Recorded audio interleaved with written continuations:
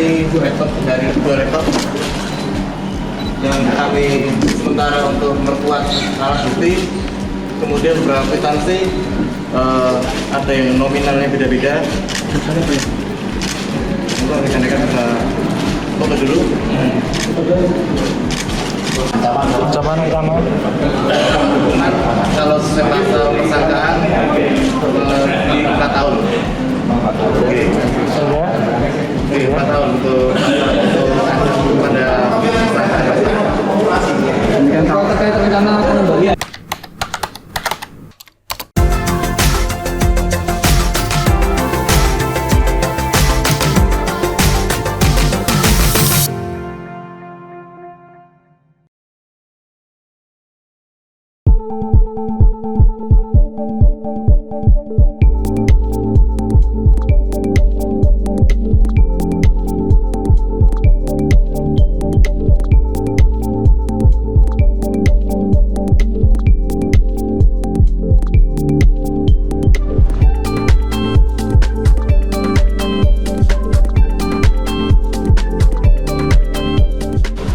Untuk hari ini kami dari Polres Kudus akan menyampaikan press release terkait ada dugaan tindak pidana untuk perkara penipuan dan penggelapan.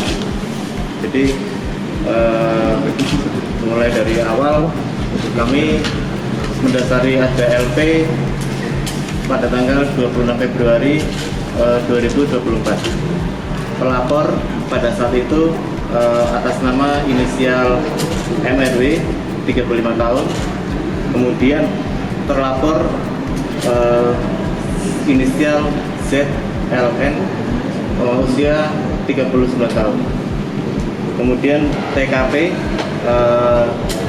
itu ada di Miksal Mina Umroh dan di PT Goldi Mulia Wisata Cabang Kudus. Untuk rentang kejadian perkara ini di antara bulan Agustus 2023 hingga Februari 2024. Untuk sampai dengan saat ini korban yang melapor di Polres Kudus sejumlah 189 korban yang terdata di kami. Itu yang umroh. Dibedakan dengan yang haji. Yang haji belum ada tidak lanjutnya, belum kita tidak lanjut. Ini hanya baru yang umroh. Kemudian untuk kronologis dari kejadian ini, pada rentang waktu itu antara Agustus 2023 hingga Februari 2024 itu beberapa korban sudah membayar cash ataupun ada yang sudah bayar secara transfer ke baik ke rekening atau mungkin ke cash langsung ke agen umroh tersebut atau ke PT tersebut. Dan para korban agak sedikit curiga pada saat ada pertemuan, pada saat ketika manasik kok ada waktu pengunduran. Curiga, tidak bisa dihubungi, juga susah untuk dikonfirmasi. Kemudian akhirnya para korban sudah tidak bisa berkomunikasi dengan agensi atau mungkin dari karyawan dari atau mungkin dari untuk pelakunya, untuk yang terlapor atau terduga sebagai tersangka. Sehingga dan ada informasi memang terduga yang atau mungkin terlapor melarikan diri atau mungkin pergi karena informasi mengecek ada keberadaan di luar negeri, baik di Mesir atau mungkin di Arab Saudi atau mungkin pokoknya di luar area Kudus. Sehingga dengan kejadian ini korban melapor di Polres Kudus. Memang awalnya melapor di Polsek Kudus karena memang ini kasus atensi, sehingga korban atau mungkin kami arahkan di Polres Kudus. Kemudian untuk langkah-langkah dari Polres Kudus, kami sudah melaksanakan pemeriksaan saksi korban. Kemudian juga kami sudah memeriksa beberapa karyawan di Miksal Mina Umroh atau mungkin di Cabang Goldi Kudus. Kemudian juga kami sudah dari penyidik dari Reskrim juga sudah memeriksa istri terlapor terduga tersangka atas nama inisial FC. Kemudian juga terlapor sendiri kami sudah periksa. Kemudian juga kita sudah cek TKP dan kita beberapa menyita barang bukti. Di antaranya ada aliran transfer, kemudian juga dari rekening, kemudian juga alat bukti pembayaran cash, kemudian juga kwitansi-kwitansi yang ada, baik yang sudah lunas atau yang belum, kemudian juga dan kami juga akan koordinasi lebih lanjut untuk saksi ahli atau mungkin kita ke Kemenang terkait ada standar harga atau mungkin akreditasi atau mungkin bagaimana aturan-aturan yang ada di agen tersebut, agen perjalanan tersebut. Kemudian untuk dari barang bukti yang ada, ini rekan-rekan juga bisa menyaksikan. Ini laptop dari dua laptop yang kami sementara untuk memperkuat alat bukti. Kemudian beberapa kwitansi, ada yang nominalnya beda-beda. Mungkin rekan-rekan bisa foto dulu. Kwitansi pembayaran. Ada beberapa kwitansi pembayaran berupa nominal beda-beda. Sekali lagi, ada yang nominal 134 jutaan, kemudian juga ada yang 22 juta, ada yang 26 juta, 22 juta, 23 juta, dan banyak lagi yang kita cek.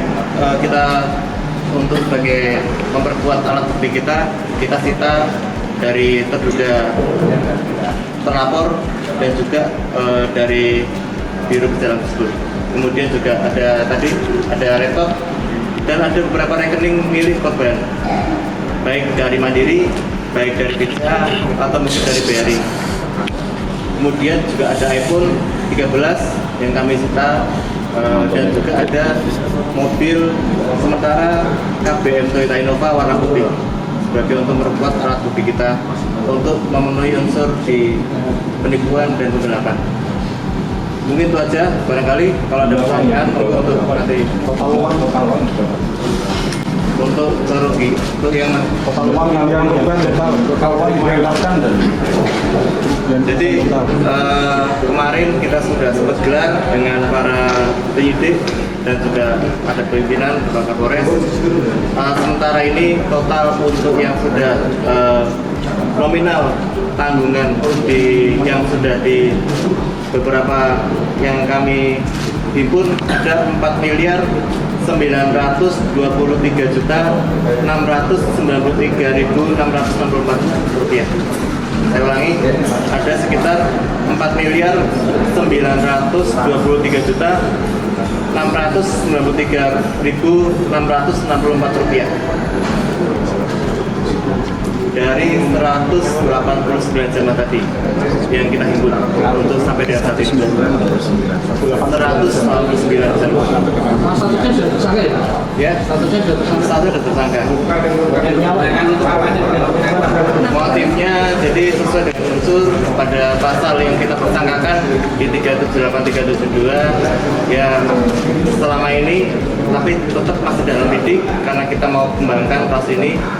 Beberapa untuk memperkaya atau mungkin untuk kebutuhan diri sendiri juga ada, kebutuhan juga yang di luar itu kami masih menyelidiki lebih lanjut untuk ada dana itu, dan juga itu beberapa tempat termasuk ke mungkin ke biro yang lain atau mungkin ke hal-hal yang mungkin akan kita dalami karena tapi untuk unsur di pasal itu memang sementara ini kami masih memotifnya untuk memperkaya atau mungkin untuk kepentingan pribadi.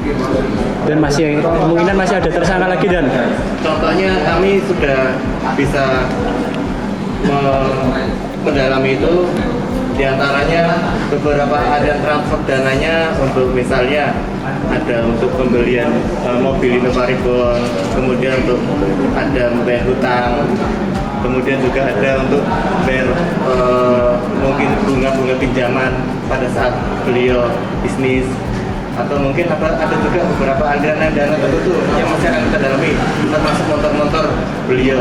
Itu kita akan dalami. Sisa dalam rekening berapa? Sisa dalam rekening kalau kami cek di area di rekening mereka beliau dari 3 rekening, baik BCA, Mandiri atau mungkin dari BRI, itu nggak sampai hanya ratusan ribu. Oke, ratusan ribu rupiah. Itu bekerja sendiri atau? Oke, tentunya kita juga akan, terima kasih pertanyaannya, tentunya kita akan dalami apakah dia bekerja sendiri atau mungkin nanti akan ada tersangka lain.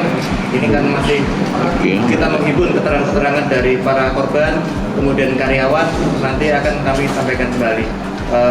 Informasi juga memang ada beberapa kegiatan yang memang ada di luar beliau sendiri. Soal informasi tertipu tiket dari Singapura di Singapura. Pengakuan dari tersangka. Ya, itu hanya pengakuan aja. Jadi kan kita belum bisa mengiyakan atau mungkin kita belum bisa, itu pasti kita belum bisa mengiyakan karena itu pengakuan dari tersangka. Jadi ya itu juga masih kita dalami karena memang ada informasi itu bahwa dari terduga atau mungkin yang terduga pelaku atau mungkin terlapor punya kebiasaan itu, tapi akan coba kita dalami karena itu untuk kita biar lebih bagus penerapan pasalnya biar kita lebih komprehensif. Pasal dan ancaman hukuman. Pasal yang kita persangkakan yaitu sementara ini pasti di pasal 378 372 Ancaman utama. hukuman kalau sesuai pasal persangkaan di 4 tahun. Oke. Oke, 4 tahun untuk pada tersangka. Kalau terkait rencana pengembalian, Jadi memang kan nanti tergantung dari tersangkanya, jadi juga dari korban, karena kami masih buka atau mungkin ada informasi-informasi terkait hal itu, apakah nanti ada pemulihan hak terkait untuk korban atau mungkin enggak, kita belum tahu. Kita masih dalam hal itu, apakah nanti akan diumrohkan, diberangkatkan kembali para korban itu, atau memang pelaku ini atau mungkin tersangka ini memang sudah habis uangnya, kita nggak tahu. Jadi akan kita dalami untuk pemulihan hak korban ini, saya kurang, nanti akan kita pastikan kembali. Asetnya makanya ada beberapa yang sudah kita dan memang kami